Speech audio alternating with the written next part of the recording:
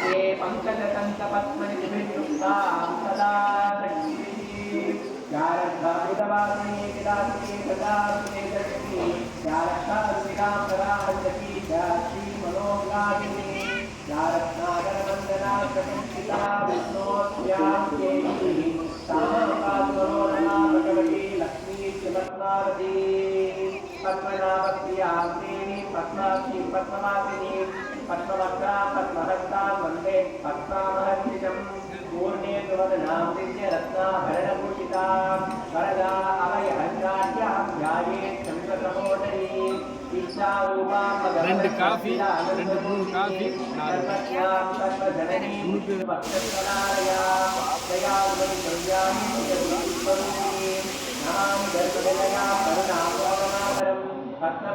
पद्महस्ता पद्माक्षी पद्मसुंदरी वंदे स्वागतं नमामि कमले कमलायताक्षी श्री विष्णुहृत्कमलवासिनी संबंधित